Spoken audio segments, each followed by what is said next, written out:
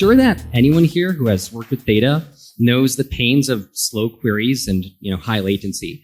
And as opposed to how data engineers might try to solve this problem, I believe, and I think that us DevOps folks can often bring some unique holistic approaches that otherwise might not really be possible. So, hi, I'm Boaz. I'm a DevOps engineer at Singular. And to be honest, I didn't really come from a data background. But when we started running into scaling and bottleneck issues in a real-time pipeline, it fell on us, to DevOps team, to come up with a solution. And it wasn't easy, and today I'd love to share the journey with you on how it took to get there and bring our real-time pipeline to the next level. So a bit of context at what we do at Singular, so you can understand the challenges we're trying to solve here. Singular is a marketing analytics platform, and we pull and process data from thousands of networks, allowing our clients to make data-driven decisions. We're also an attribution provider, meaning that we track real-time events from our clients' applications and connect them with the ad that caused them to install the app. This level of granularity and reliance on real time brings with it plenty of data-related challenges. Now, at the end of the day, our customers are marketers, and they rely on us to have all their data normalized and available in a single source of truth. Now, getting our customers' data into this single source of truth isn't trivial. We ingest data from our partners into our analytics pipeline for batch processing with massive batches every day and retroactive updates sometimes and all sorts of mess like that. And all this eventually gets stored in our Apache Druid database. We also have real-time attribution events coming from mobile devices, and these get processed in our attribution real-time pipeline and then streamed to Apache Druid. And obviously, this is probably where we're going to focus most of our talk today. Druid ultimately is our single source of truth, and it's extremely customer-facing. Any queries sent through a reporting UI, API, internal or external ETLs are all going to query Druid at the end of the day. So since Druid is so central to our systems, and I'll just give a word on it, it's an open source column-based OLAP database. It's built for analytics applications and designed to be sub-second and return queries in sub-second times. It's interval-based, meaning that a query of 5 days is for sure going to go over less data than a query of 30 days. And its query, ingest, and data nodes are all separated, which essentially lets you horizontally or vertically scale theoretically to infinity, which is great from an ops perspective.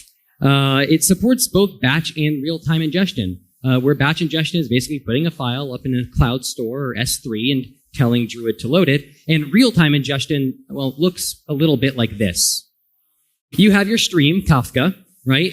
And this is going to be very, very, very familiar to anyone who has any kind of real-time system. You have your stream, which is Kafka. You have your indexers, which are ingesting the data from, consuming the data from Kafka, indexing it, and then ingesting it into the real-time table.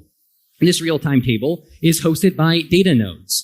And that's it. Like, that's the setup. It's very similar to plenty of other real-time things. And this is how it looks in Druid, and it's Druid's best practice. The only difference is at Singular is that we store the last week of real-time data for all our customers in this real-time table, and afterwards, after that week, hand it off to non-real-time, more optimized tables.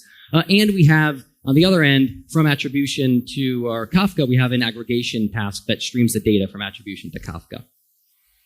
And this worked great, right? Druid's best practice ultimately served us well for, many a year, until we started outgrowing it. Our table grew and we got more and more customers. And this increase in customers meant an increase in unique values and cardinality. More customers means more different data, which means Druid's built-in optimizations are going to work less well. And this ended up causing latency and bottlenecks. We started running into huge query times at peak load times, going from something that's supposed to be sub-second to like minutes, which is insane. And our data nodes, of course, started working their butts off. It was not good. And obviously it's not a healthy situation, so we dove in and tried to understand what the problem was. And we realized that it was the real-time table. Almost every query hits the real-time table. Any customer that's going to query and has real-time data needs to get their real-time data from this table. And Druid distributes this data across all data nodes so that they can respond in parallel, which is a good thing. But what it meant is that when we had these really heavy queries that ended up being, full table scans, because it doesn't matter if, if all the customers' data is stored on the same table and you go, not this line, not this line, not this line, you still have to go over all the lines. That takes a lot of compute power and a lot of time. And ultimately, that would hog up the cluster. During peak times, broker queues would build up and cause denial of service. And since, again, this is customer facing, denial of service means customers aren't getting their data. Not good. So our first attempt to try to solve this problem, right, obviously needs a solution, is to, well, optimize the table. If our table's an issue, try to make it be less of an issue. We use all sorts of database-specific optimization techniques. In MySQL or Postgres, you have things like secondary indexes and reindexing. And with Druid, we just use Druid's equivalent of those things. And it didn't really work. We tried it all in production, and it didn't help. And the reason it didn't help is actually kind of interesting, and it has to do with the nature of real-time ingestion.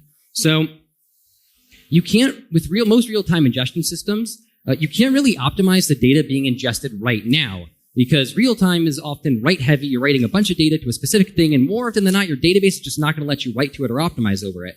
And even if you could, optimizations take a long time at this scale of granularity and amount of data that's inherent to real-time. So we tried this in production. It didn't help. We're still doing full table scans, and we couldn't manage to optimize our table with the de facto DB optimization tools. So our next attempt was to scale up, right? If you have a problem and your scans are running slow, throw more computers at it. That'll help. And I mean, it does, right? Thankfully, Druid allows to dedicate compute to a specific table. So we spun up a real-time tier that its job was to just serve the real-time table. And well, if we had any doubts about the real-time table not being our problem, then those disappeared, because the second that they came up, the entire rest of the cluster started, maxing and relaxing, going on vacation, not working very hard. And ultimately this scale did help, right? It reduced our latency spikes. It gave us better concurrency and stability. The downsides to it, I mean, it also helped obviously with the denial of service problem. That was like the big issue. Ultimately, though, it is expensive. It's still throwing money at a problem to solve it. And it still didn't help our query time enough. The situation's still not great. Queries are still slow. And we use all of our DBOps tools and realized we need something applicative, something a bit more complex. And that's where we enter applicative data sharding. Now, a word on sharding. Sharding is just splitting data for parallel processing, a bunch of across different data nodes. They can respond to the same query in parallel.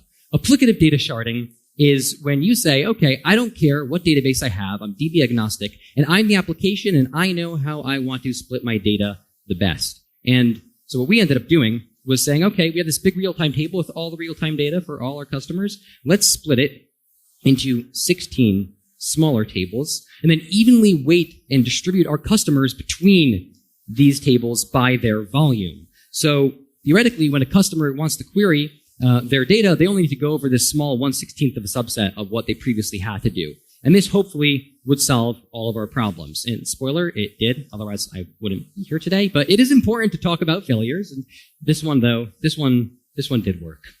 So the other thing with it is that it's a little bit complex. You have to dynamically set the target table both at ingest time and at query time. And it requires joint development and ops efforts. So good thing we're DevOps and we're all friends, and it's great.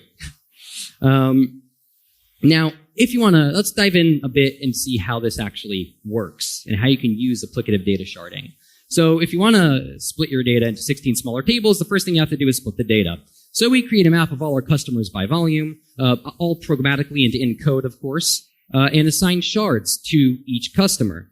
And then mark the shard or table of each customer as a feature flag. So in this case, you have the yellow customers assigned to shard 5, the blue customers assigned to shard 2, green customer to shard 5, so on and so forth. And then we know we have a evenly distributed of customers across our tables, and now we just get the work of getting them into those tables. So the first step in this way is the stream ingestion. Now, Druid and other real-time databases have a one-to-one topic-to-table relationship. This makes sense, having one topic go to a single table, but it does mean that if you want 16 tables, you need 16 Kafka topics. And that just adds a bit of complexity. So the way we get around it and manage to make it work is by our stream ingestion system. So you remember that aggregation task I talked about earlier, that streaming from attribution into our Kafka? So that aggregation task is written in Python, and it runs on Celery, which is an open source Python task infrastructure. And this Celery task just reads the data from attribution and writes to the file. The file is a bunch of JSON lines, just JSON, right? Next, we have Fluent, which Fluent is a open source log data file shipper, and it's really good at taking data from a file and putting it somewhere else, or from somewhere and putting it somewhere else. And that's what we do here. Fluent just reads the file and streams it to Kafka. And then all that's left for us to do is to use a feature of Fluent called topic key to set the shard, because you can tell Fluent, hey, how about you parse that JSON, get the topic from within that JSON's data, and then stream it to that topic. And then we're golden because we have our Celery task, our Python code. We have our Python code query that feature flag that we used for mapping before and write that to the JSON file to the topic key. And then Fluent reads that, sends it to the right topic, and Bob's your uncle. But basically it works. It's great. And this did work, and it was awesome. And we now have our data split into 16 different topics within Kafka, which is where we want it to be. Now, what this setup also let us do is do blue-green deployments or double ingestion. Right? We had to do this in production, right? Running this on non-production data wouldn't have brought us the insight or value and knowledge that we knew to make this work. So we decided to do blue-green and double ingestion and basically spin up a brand new Celery task, writing to a brand new file with a brand new Fluent, streaming to a brand new Kafka topics. We even brought up brand new ingestion on Druid's side and indexers. And just did a whole double ingestion flow. And if that sounds expensive and time consuming, it was a bit, but it was worth every penny. Now, the final step, once we have all our data in Kafka, and now we need to get it into our Druid data sources, into our tables. So this kind of looks the same as it did, as the normal setup does. The only caveat is that you have more topics, which means usually more consumers. Additionally, we ultimately have the same ingestion workload. We're ingesting the same amount of data, right? But we now have more concurrency because instead of one topic, you have 16 and less flexibility because we want to change something in one topic. Now you have to change it across 16 different topics. So that's, it gets to be a bit of a mess, but you kind of have to sit and just do the math and say, I need this much memory, this much CPU, and start figuring it out, spinning up, spinning down servers, consumer balancing. It's a lot of stuff, and we got it wrong at first. It makes sense. There's a lot of variables, but the blue-green deployment paid for itself because our servers flatlined, right? So we didn't affect production at all because we're using blue-green, and kind of instant karma for that. So that was pretty great. Yeah, and that's it. We have our data ingested. We were able to dynamically set our ingestion through a feature flag in Fluent. We have balanced Kafka and Druid ingestion, and many small tables instead of one big one. But, I hear you ask, what about querying? So, ingestion is only half the battle. You still have to query that data. And the naive solution is to just fetch that same feature flag that sets the topic, and then query that table. But in reality, things are a bit more complicated. You have customer volume changes. Some customers might send more data or start sending less data. You'll want to reshard and rebalance. And then what do you do, right? Let's say if I want to move my ingestion from shard 2 to shard 5, and then I just change the feature flag to point to shard 5, then I might still have data in shard 2. And I won't know that it's there. I have no way of knowing what my last configured shard was and if there's still data there. And that obviously needs a solution. And the solution is actually pretty straightforward. We just made a table that saves allocation history. Now, this is a table in a normal relational database, not in Druid. And this table saves allocation history. All we got to do then is periodically run our split the data logic that we had in the beginning that redistributes the data between the tables for all our customers, and periodically run that and reshard, and then we're set. So the way that this allocation table kind of looks is like this. You have, let's say, the yellow customer is assigned to shard 5. Is this the active ingested shard or not? In this case, it is. And the deactivation date, which is when this shard stopped being the active shard. So if we want to know where we want to ingest our data, we just query this table for the yellow customer and find the active row. So in this case, shard 5, and we'll ingest to shard 5. If we want to query, it's a bit more complicated. Because our real-time tables contain the last 7 days of data, then we just query or deactivation date column for all the dates that are smaller than 7 days. So we know that shard 5 is currently active, so obviously we're going to query that. We also know that shard 2 was active in the past week, so you got to query that as well. And shard 0 was deactivated ages ago, so you don't need to query it. There's no relevant data there. So then we just query shard 5 and shard 2 and merge the results, and we're set. We were ready to roll out to our internal test customers, so we did, and then slowly rolled out to everyone. And are you ready to see the results? Yeah, awesome. So we had a huge reduction in query time, almost 2.5 times. Both the average and the median and everything just looked so much better and so much healthier and returned so much quicker. We had a huge load reduction on all of our data nodes, both the data nodes just serving the real-time shard and all the other data nodes as well, due to all sorts of concurrency games and such. But the cluster was just looking way, way, way, way better, and we realized we had really broken through a bottleneck. Now, the total table size were also halved because we essentially reduced the cardinality, and we had less customers per table, so all of those optimizations that stopped working well in the beginning now are working much, much, much better. And that's due to there being less customers per ingestion task. So, kind of to summarize what we went through today, we had a heavily queried, complex real-time table that caused query time bottlenecks. We built custom applicative data sharding system to split it into 16 evenly weighted tables. And we got from this many, many benefits.